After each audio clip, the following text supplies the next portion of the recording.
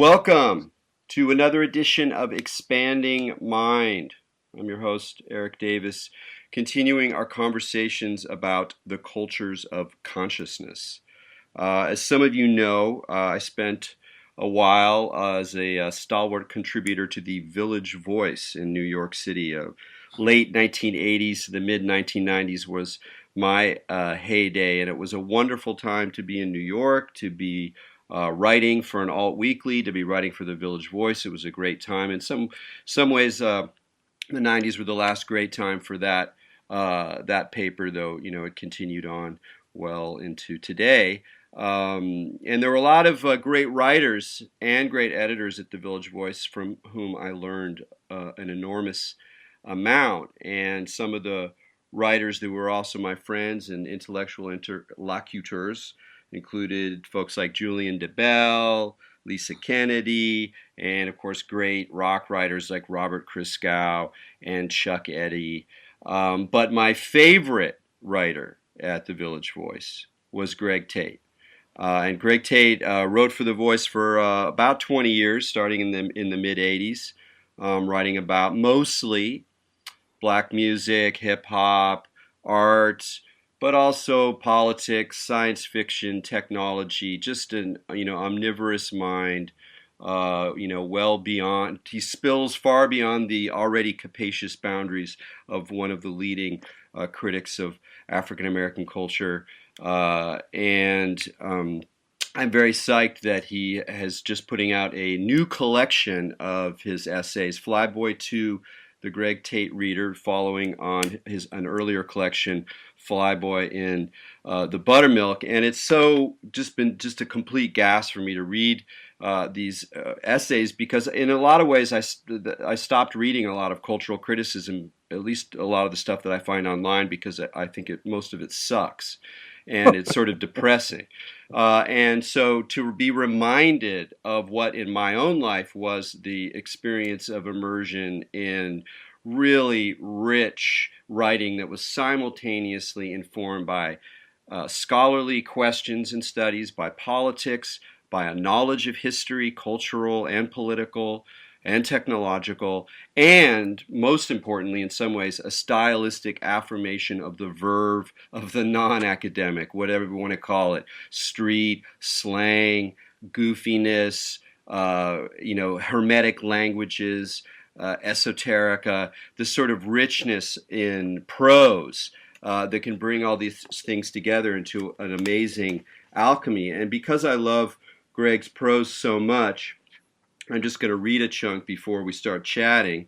This is from an essay, a remarkable essay, one of a number of remarkable essays about absolutely central black musicians in American history. And this is on Charles Edward Anderson Barry and the history of our future. And of course, we're talking about Chuck Berry here. And I'm going to read two paragraphs here. Every spanking new musical twist needs an avatar to hang, plant, and pluck its ripest fruit upon, its own Johnny Appleseed. The music we call rock and roll was bequeathed Mr. Johnny B. Good himself, Chuck Berry. Berry is the iconic template and the role model of every cocky, geeky, and charming guy with a radical guitar style we've seen since Who Roams the Land, reeling and rocking to the beat of his own boogie while confessing to immense sexual frustration and extreme land speed velocity. The bell-ringing guitar intro to Johnny B. Good is as heraldic, annunciatory, and emancipatory an invitation in American music as those new beginnings heard on Louis Armstrong's Weatherbird, John Coltrane's A Love Supreme, the Rolling Stones' Satisfaction, and Jimi Hendrix's Voodoo Child.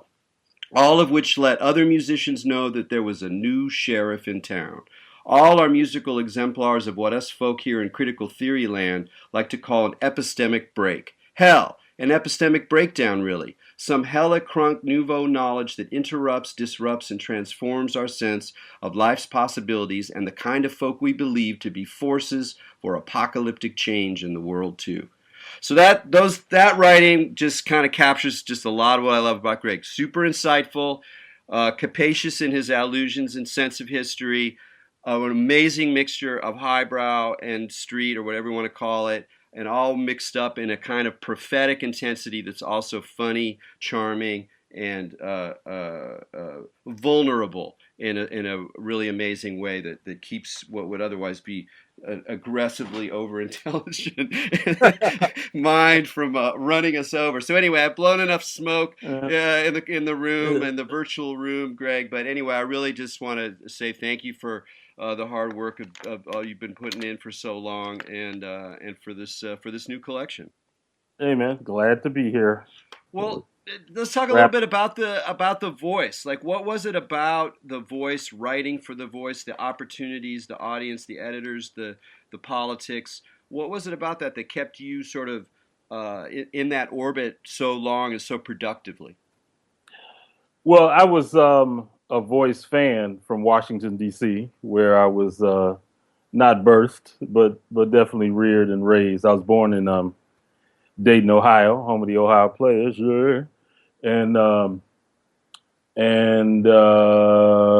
when, I became like a serious follower, devotee, um, fanboy of free jazz, freedom swing jazz. Particularly all the post Coltrane stuff was coming from Cecil Taylor and Art Ensemble Chicago and Henry Threadgill and David Murray and Butch Morris. All these people who hit the scene in New York in the mid '70s and were coming from hither and yon. And Stanley Crouch had started writing for the paper about those very musicians, like in the late '70s. And I'd actually started reading Crouch when he was at a black pinup magazine called Player in the '70s, and then followed him to The Voice. And so, for those of us in D.C.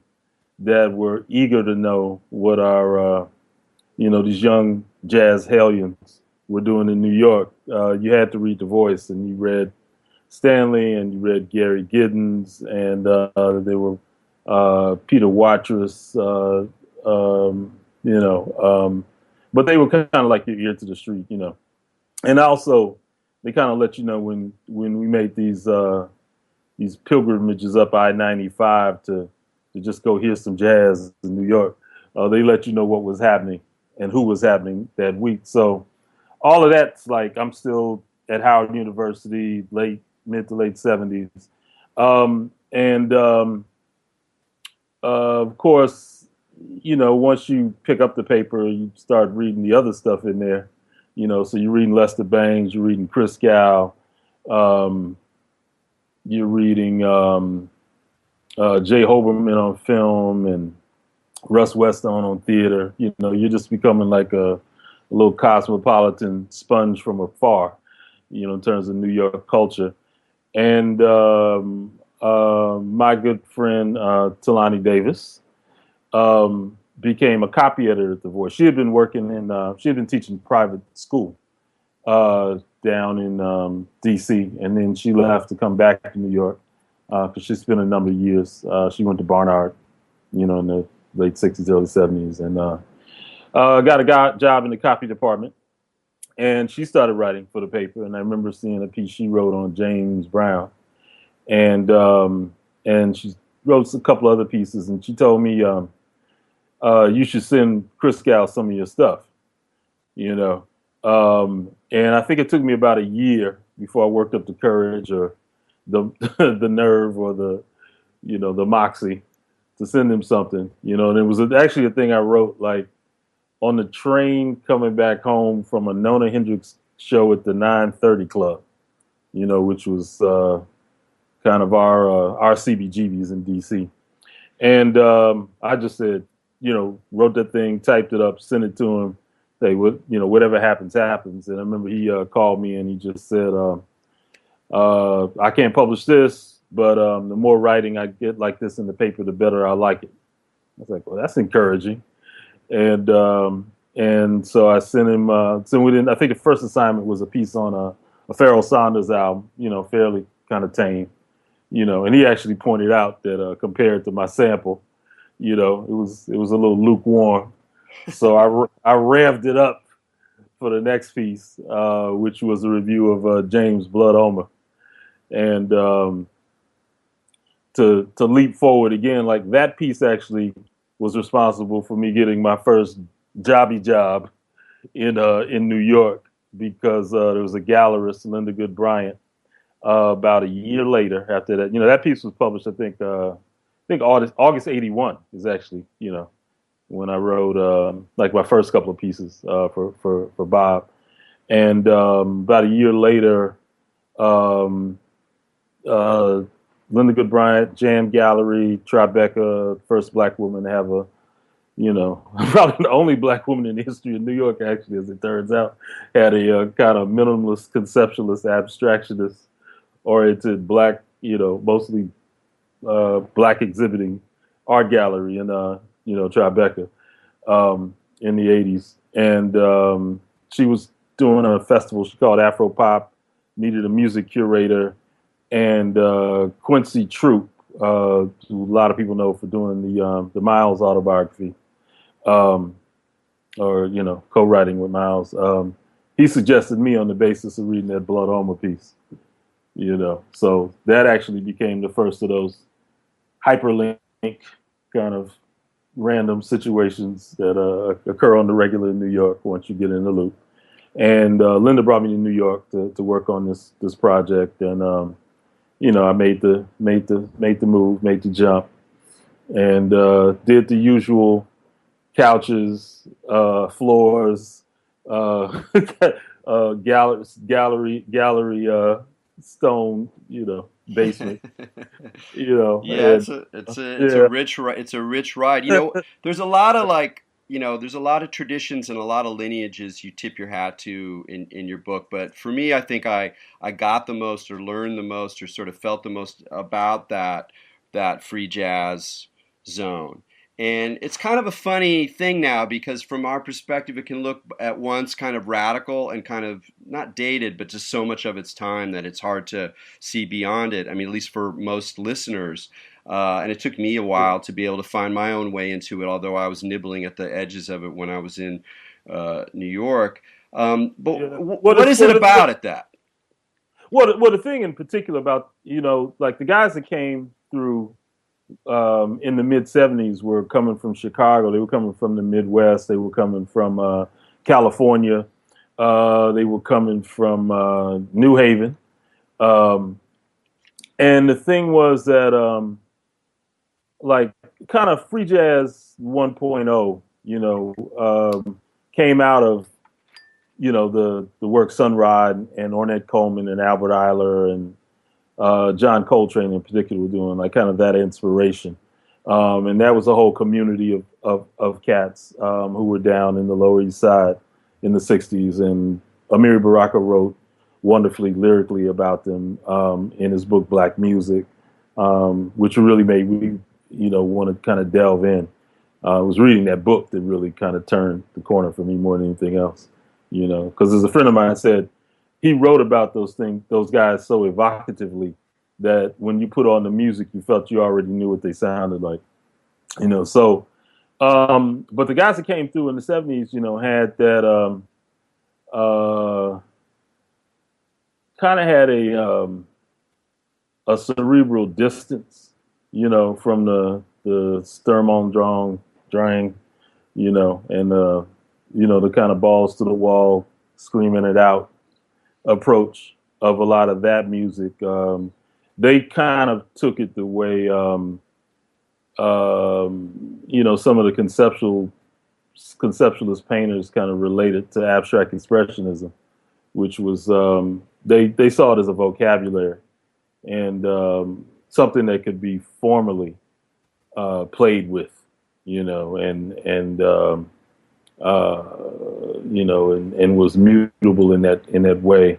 Well, I And mean, that you could also bring in a lot of elements of, from other art forms, performance art and poetry and music concrete, and they started experimenting with electronics and early synthesizers and all that stuff. So they were like a bit boundless in a way, and they brought in elements from 20th century classical music and, mix that up. And, you get somebody like Anthony Braxton, and he really he takes it out on so many levels, like just on the song, the song title level alone, where it was like, the titles of the tunes were either mathematical formulas, that had kind of looping spirals and, these graphic figures, down to like some of the titles, he would actually have like little drawings of, he'd have like a mathematical formula and then maybe a drawing of a guy pumping gas or something. So, these guys had a lot of wit too, and that was one of the things that Well, was a kind of saving grace from the potential pretentiousness of it all. absolutely, but it also points to something that seems like a real thread in your work, which is to kind of highlight or reframe what you might call the modernist impulse in black culture in America, which Yeah, is so easy to get lost with the vivacity of all of these bodies and icons and juiciness, that there's a tendency, both in, especially in terms of art, and you really wrote some eye-opening essays about characters I didn't know very much about. I only heard their names, like Thornton Dial and hmm other characters in the book that you covered, which in a really interesting way. So you're really looking at art per se, but also just generally in terms of culture, that there is this modernist impulse that's formalist. There's irony, there's wit, there's an abstraction, an element of alienation, even an element of science fiction. And in a way, that kind of modernist yeah. impulse goes in that direction of some of these visionary science fiction characters like Sun Ra, whatever that you're interested in. So could you flesh out a little bit more, like what is that modernist impulse? What is it that often gets lost in the kind of even positive sort of engagement with Black American culture? Well, the thing you find out when you actually read or get to sit down with any of these people who work in these forums that are basically considered, they're very, everything that pretty much everything that Black people do um, in America is considered expressive first, or to just kind of leap out of people's nervous systems or leap out of their gyrating, sweating bodies, you know. And the thing you find out, though, is that when people do a thing well enough that the whole world starts paying attention, like breakdancing, somebody's kind of spent, the requisite, if we want to use Gladwell's measure, 10,000 hours kind of working out the schematics of the thing and working out the mathematical variables, on like, vectors and angles, they've worked out their own kind of jerry-rigged techniques.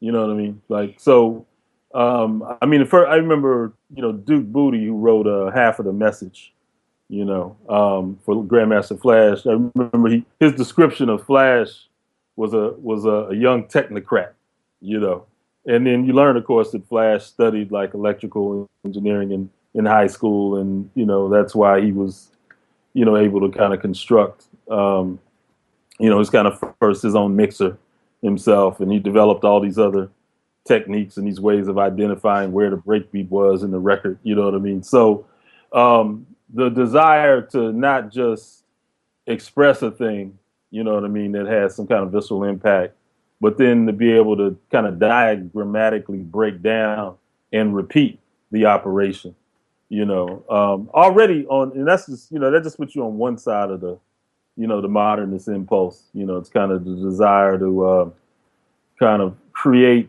new techniques to generate, what folks call the shock of the new, and to repeat the effect. You know what I mean? To not just do it once. Like, you may have discovered it once, by accident, but then, those guys go back and spend hours refining it, And that's in jazz, that's in hip hop, that's in blues. You know what I mean? Like, Eh, it's not an accident. So, but then the other side of it has to do with, you know, there's a whole line of thinking that modernism, of course, is a response to the absurdity of industrialized murder. In 20th century life, that a group of artists in Europe, particularly in Paris, were responding to after the World War, which was the first kind of high tech, long distance remote control, in chemical warfare um, laden conflict, and it was the absurdity of mass death that they saw there at the hands of this technology that ended up generating futurism and cubism and Dadaism, and the move away from um, um, conventional figurative painting into kind of more abstract forms. And that what of course existed in Black America as a generator of a need to generate work um, that reflected the absurd condition of modern life was, we didn't have to go to the fields of Europe. We had the red summer killing fields of of American lynching. You know what I mean? Just the precariousness and the vulnerability, of Black life to just sudden and random annihilation. Because you were the wrong color in the wrong part of town at the wrong part of, wrong time of the day. And you may have spoken too quickly or looked at somebody the wrong way or looked like you had the presence of a brain, and the next thing you know, you're hanging from a tree and it all, manner of amputation and evisceration may have happened too. So um, I think those two things converge. It's like, uh,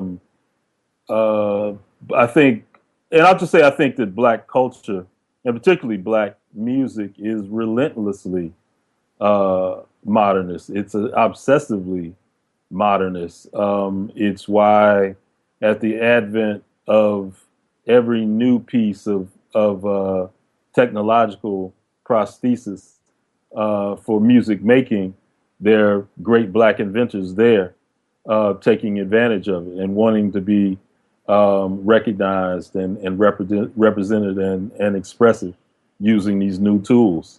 well, So is it one yeah, of the interesting things about all that is it like it's kind of like almost a parallel modernism in the sense that it just the way you're talking yeah, about it, where it's exactly, the exactly. the But dynamics are specific, are historically specific, but they produce recognizable responses having to do yeah, with technicity, having to do with absurdity.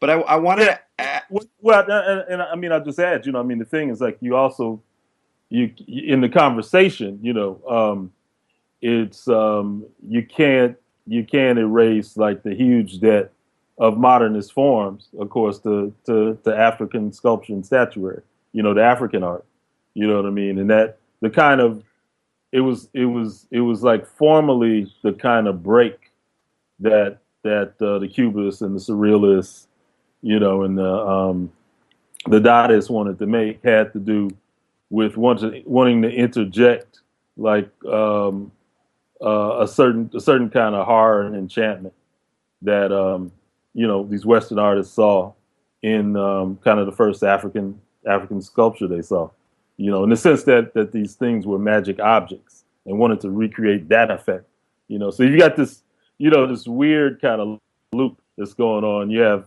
African Americans separated from Africa in terms of that kind of formal art making, but experiencing a kind of horror that I'd even go so far as to argue like kind of pulled uh, the desire to have a kind of more plastic relationship to musical expression, artistic expression, kind of out of folks' psyches and bodies and whatnot. And one element of that that's also interestingly different in this parallel modernity is the way in which even some of those innovators who are grabbing onto new tools and technologies. You can think about Sun Ra, you can think about Hendrix, you can think about also Brambles. You can go on and on. Is that Right. it's often coupled with something else that's really a key element to your interests, which is this, visionary myth science, cosmic, Right. sort of religious, sort of poetics of outer space and weirdness, basically. And there's a Yeah. way in which those things get coupled in some of these Black modernist figures, not just musicians, but artists as well, that to my Yeah. mind is different than the way some of that visionary material shows up in white modernism, where it's often much more ironized and much more distanced.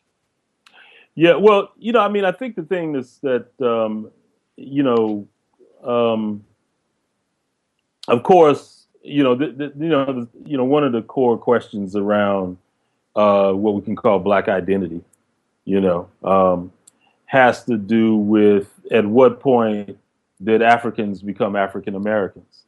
At what point, what generational marker had people been made to um, let go of the kind of rituals and practices and language and even uh,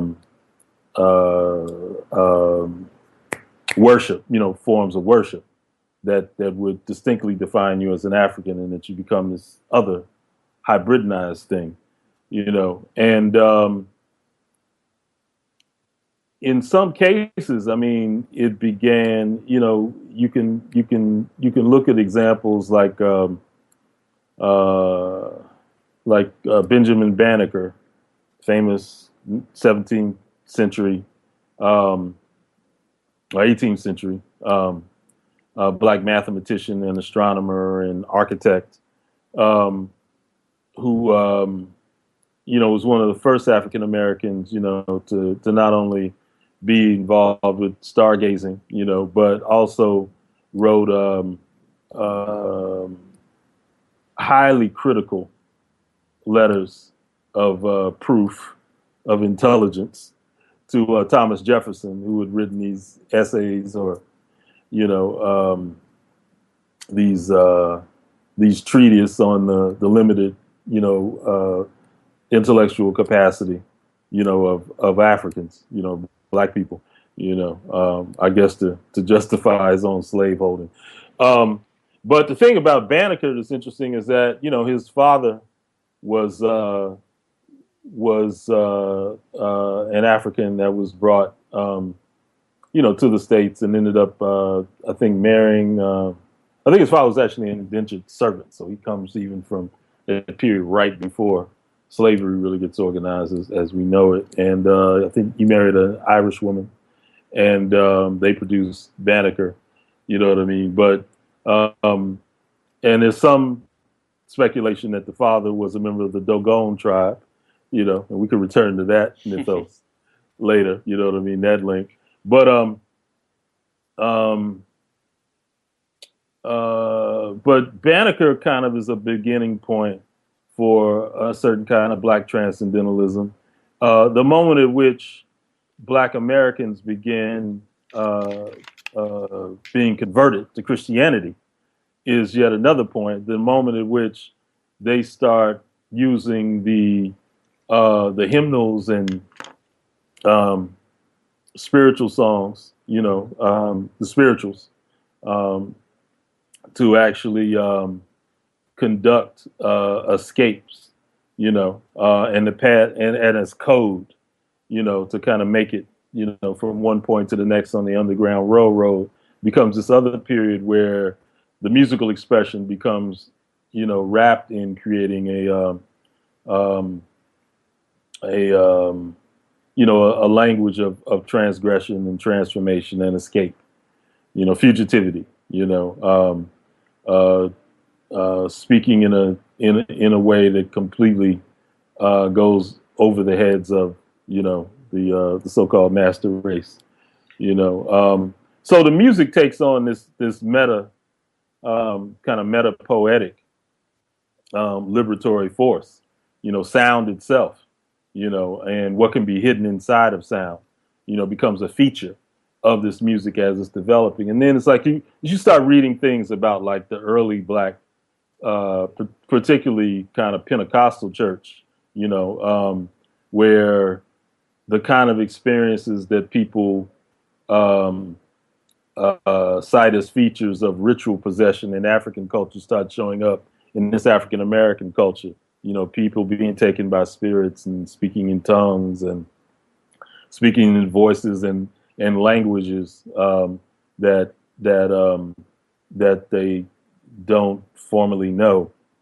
You know, this becomes another way in which the production of sound becomes linked to something beyond, you know, mortal kin. You know, become where in which people become messengers of voices. Do you You know, see? for Do you see information that? from other Do you places. see that tradition? Like, how is that translating in our contemporary moment? Yeah. The impulses is strong. That sense of music, of sound being a gateway to something beyond, something revolutionary, and that something cosmic. In that, is that something that waxes and wanes with the changing times, or does it remain a kind of steady impulse that you can point to today? Uh, Yeah, well, I think that it's such a part of the I think what it does is it actually it lead it migrates, you know, now I think into different forms, you know, and it migrates into forms where people may not have had the same access to um, to public space, you know, that they once did. So there are people who are working with visual art and performance now, you know, kind of within the gallery scene, you know, the international exhibition scene, you know, who are black, who are actually trying to bring that kind of that kind of ritualistic reflection into the work, and you know, function as kind of meta beings, you know, in those performances as people that can't just be identified as kind of avatars of blackness, but avatars of some other shit, you know, and you know, and it's like, I mean, if I wanted to look back, like let's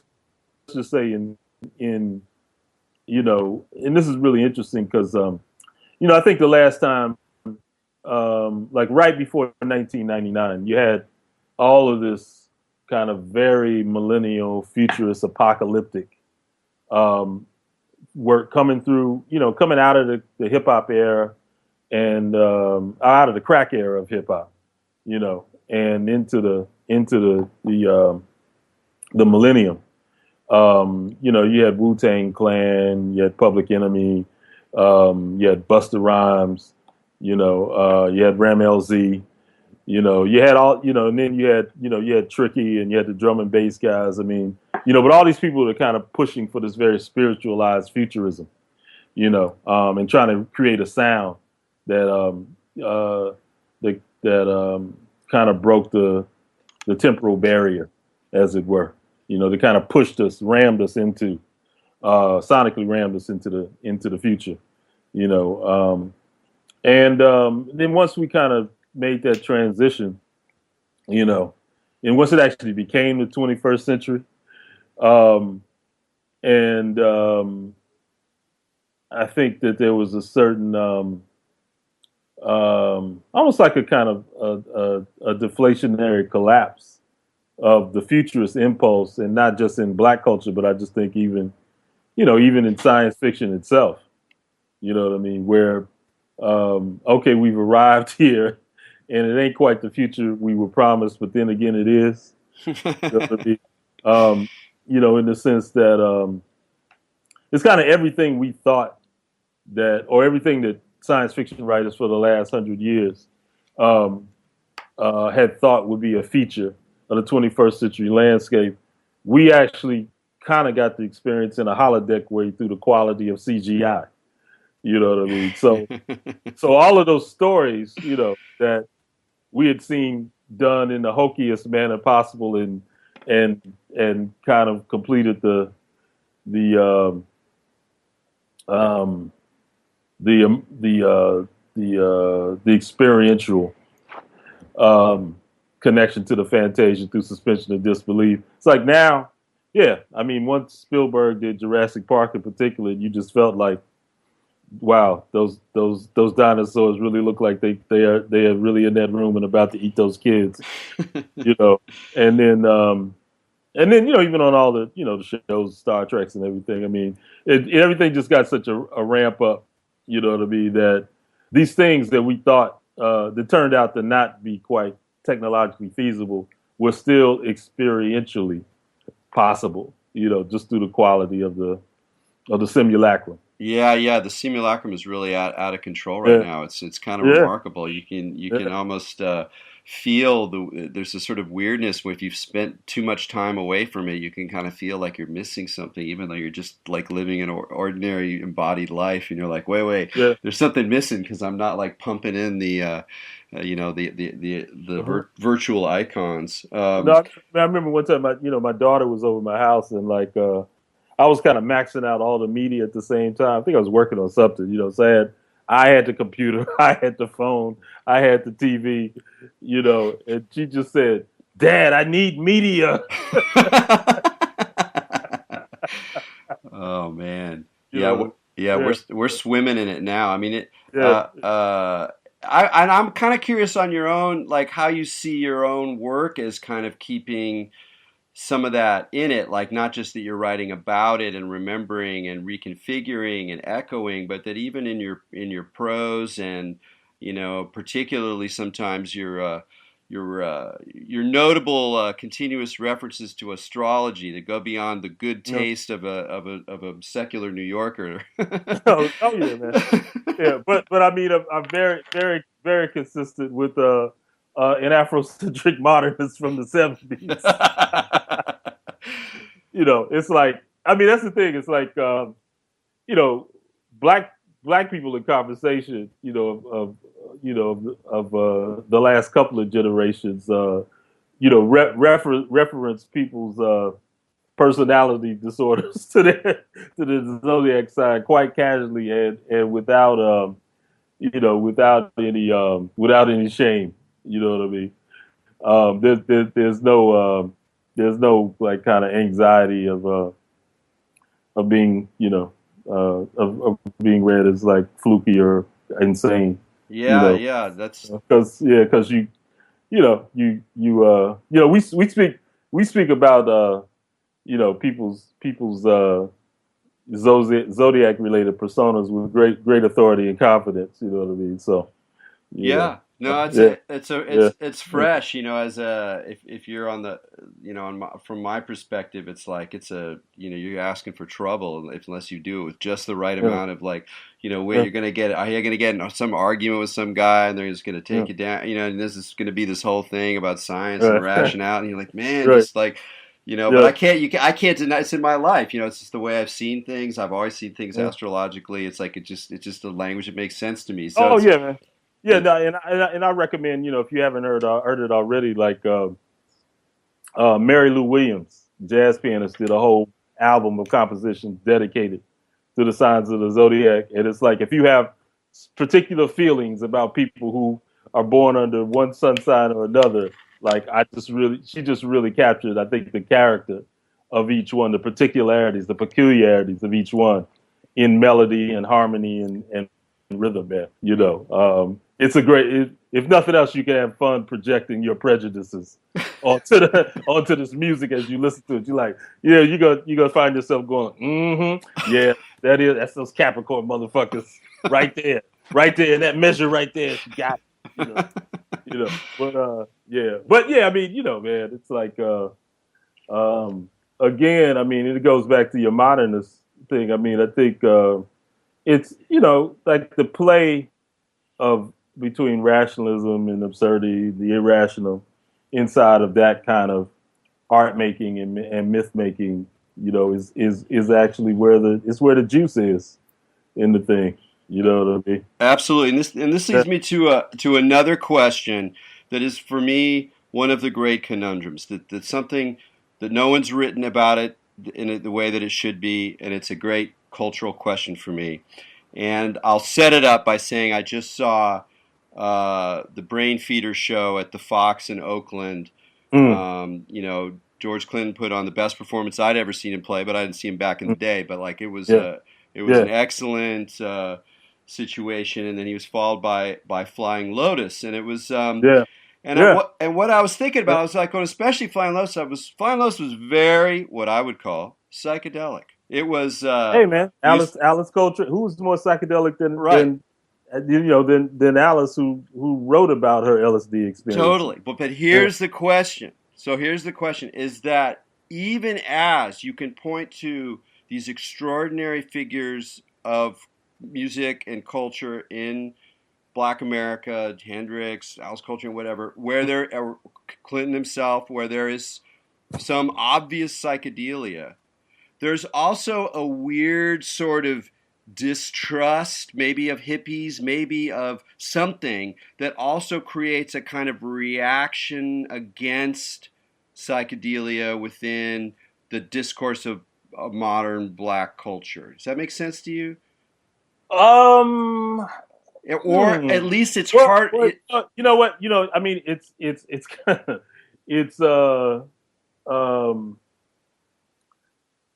it's difficult for me to call it a distrust of the psychedelic experience. You know what I mean? Because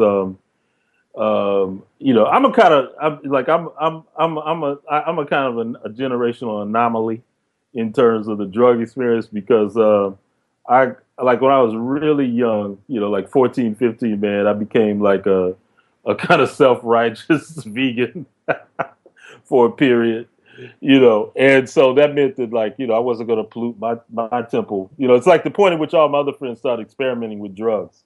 I was trying to be this pure vessel.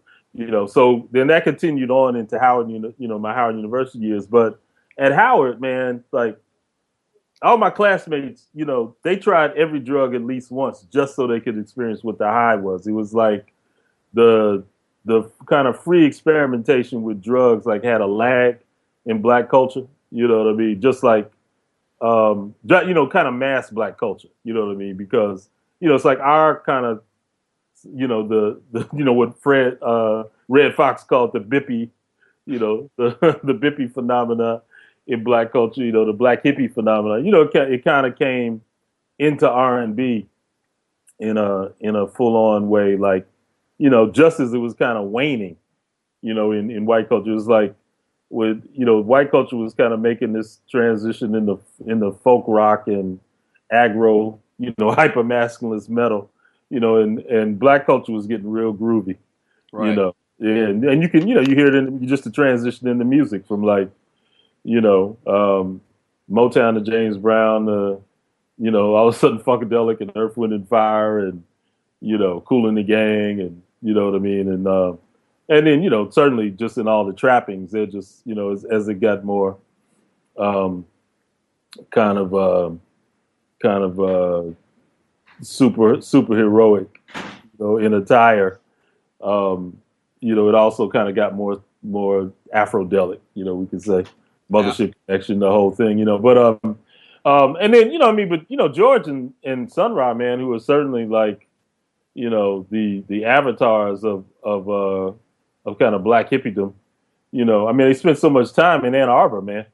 You know what I mean? Even though I mean, Sun Ra was like as anti-drug as Frank Zappa, but the cast in his band used to sneak out and hang out with the White Panthers and the MC5, and those cats, and both of those bands were kind of in that scene around the same time, kind of freely mingling, chemistry and bodily fluids. Um, so I think that it's kind of interesting because it's not until you get to actually '90s hip hop, and the resurgence of black nationalism, that you get this kind of hard break between black and white youth identity again. You Yeah. know, yeah, because certainly good. I mean, look, man, we know the early hip hop scene, man, and Basquiat and the the subway graph writers, man, I mean, they were part of our whole 80s village experience. You know what I mean? Or they came down to kind of, you know, to have like a kind of mixed, Absolutely. inter-ethnic, interfaith experience at the Roxy and like the Peppermint Lounge and Danceteria, and then when you start bringing in the queer element, you know what I mean, like those clubs, like Paradise Garage and and some of those other places, that's all downtown, Yeah. kind of New York stuff too. So, but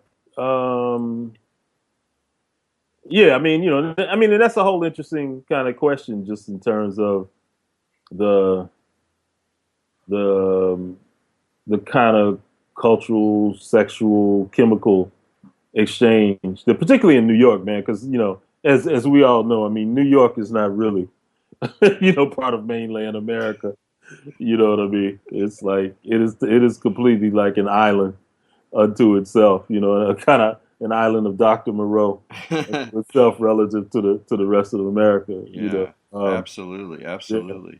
yeah. But So I mean, we but I mean, John Michelle. It's like Basquiat. I mean, just another clear example of somebody who had, definitely came from Brooklyn, into the East Village to have his own kind of interfaith experience and have a platform to room to breathe and dream and whatnot. You know what I mean? So, I mean, I think if anything, um, you've got these people who are like the the godfathers of kind of an Afrocentric futurism, who kind of find their most receptive audiences initially among like doped up white kids.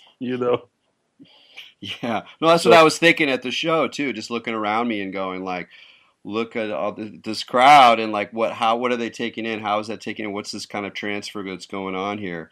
It's a very it was very positive actually. I was very happy yeah, to see it go down, it's always been an interesting element. I think what I'm mostly just I want the story written. I haven't read it. Like I yeah. want to Well, you know I mean, I would say, and this even goes back to, like when you talk about a parallel modernism, one of the things that's eventually like got to happen in terms of American historiography, cultural historiography, is like at some point somebody's going to just start telling the story of music as the story of all the music. You know what I mean? Like, and not look at, say, um, like, at the point at which black music starts being defined as this alien um, artifact inside a majority white culture, and so-called classical music goes on to do whatever it's going to do. um, they're not, it's like once you kind of take um, the the social boundaries set up by Jim Crow out of the musicology. There's no way you can tell the story of jazz without, without talking about it as being an adaptation and a continuation of the 12 tone system. You know what I mean? It's not like black people jazz invented another scale or harmony system. They're using the same one. They're just bringing, like all this warpage into the thing, into the actual expression of the notes. But the whole thing is, when you start talking about what the modernists are trying to do in music, the Stravinskys and Debussy's and the Dvorak's and the Cages, when he was actually still writing music that other people could, could play without having to, like perform dance steps and shit, like maybe Cage is like the James Brown of abstract neoclassical, music is. Hey, But we only got a little bit of time left, and you yeah, mentioned James Brown. You got a James Brown book coming out. What? that's not no, not anymore, man. You know what I mean? Like that contract has actually been null and void for a couple of years. I wrote a draft of it, and my editor and I didn't quite see eye to eye. So um, what what I'm actually that I'm still under that contract. It's with FS&G, and what it's become now is it's I'm going to write a book on Black icons. That's the next project I'm working on. It's what the James Brown contract has been transmuted into. So when you And say icons, you mean just like some of the greatest faces, names, yeah, Miles Davis and yeah, and mostly 20th century people. But I decided I was going to use uh, Miles and Ali and James Brown as templates of the other about 15 people that I feel like the page count can hold. If I'm going to write about them with any seriousness. And I want to look at people who are, the working title for the book is Beast Mode, Gods and Monsters of the Black Atlantic, you know. And so I'm looking at people who had this kind of roaring, thunderous, seismic impact in their field, but also there was these reverberations into the political, cultural, social, economic sphere beyond them. So, Michael Jordan, is going to be in there. The Williams sisters, Winnie and Nelson Mandela, some more obscure people like Octavia Butler, Samuel Delaney, not obscure to us, of course, but to people who, I don't know how many people who know who Michael Jordan is that also know who, Octavia Butler and, fair uh, enough. yeah, Delaney are. Yeah, So, and I'm still trying to figure out, like who the 18 to 20 people are. But that's the next kind of long form writing project. You may see some self-published speculative fiction by me before then, because I've got a ton of stories in that vein. Some have been published in small press Oh, I things. didn't realize that. I was going to ask about that. Yeah. But one of the problems with like continually being under these nonfiction contracts is that you can't get a contract to do any other kind of writing or get anything else looked at. So I just said, man, just bump it. I'm just gonna go ahead and put this stuff out. Because it's a ton of stuff from really like about the last 25 years. Yeah, You know. I'm very interested to see Yeah. that. I mean, like we do, as I said, just got a couple minutes, and it's we are Yeah. living in a science fiction, not the one we necessarily expected, Yeah. Well, and I like the way a friend of mine's progressive radical hip hop artist Mike Ladd. Um, but he did an album kind of around, I think it's around like 1999 or 2001, somewhere in there. I can't remember what early, Anyway, it's called like Welcome to the After Future, you know. And I feel, I've just always felt like he really kind of nailed it in terms of where we are in that sense of diminishing returns around the whole, futurology as it relates to where the world is, where we are now, you know. yeah, I mean, I'm kind of curious to see whether it's gonna, and I kind of suspect it's gonna take. Uh, we'll see more and more weird kind of religious or mystical forms because that allows you to build a future or a science fiction or a portal or an interdimensional point like within your experience or within your consciousness. And as the physical world and the sense of real world politics becomes so claustrophobic and so full of despair and Right. difficulty that you're gonna just see like some really cray stuff is gonna be on the horizon because Yeah. that futurist impulse has to go somewhere. And we, Yeah. if Well, any, I mean, you know where it is, man. In a way, it's like it's it's in the room with the folks running the hadron super collider, man. They're the ones, you know. absolutely. Like, I mean, they're looking for God particles. They're looking to prove these, like figure out what dark matter and dark. I mean, you've got all these mysteries that if human beings actually like kind of crack that code the way they cracked electromagnetism and nuclear fission, like just open up the world to a whole possibility of horrors, and horrible speculation, but I mean, definitely, it's kind of no question. Like the prophets of now, were definitely like Ballard and Dick, man. You Yeah. know, yeah, like they got just like the meanness and the venality and the banality of the future we're living in now. You know what I mean? Some of which just has to do with like I think the that on a zeitgeist like mass consciousness level, the realization that we really are stuck on this planet.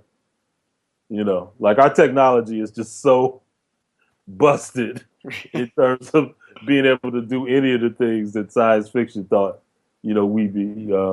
I mean, it's funny because Star Trek, in terms of like the time at which certain technology came online, like, they may have just gotten it completely right. You know what I mean? Like we're 100 years off, from the kind of discoveries that allow, artificial gravity and something close to light speed, Yeah. all these kind of things, Well, radiation shielding, all of that shit, man. we're Yeah, gonna have to leave it there. So, Greg, thanks so yeah, much for man. being on the show, man. Yeah, man. Great, man. Thanks for reaching out and yapping with a brother. All right. Okay. And for y'all out there, keep your minds open.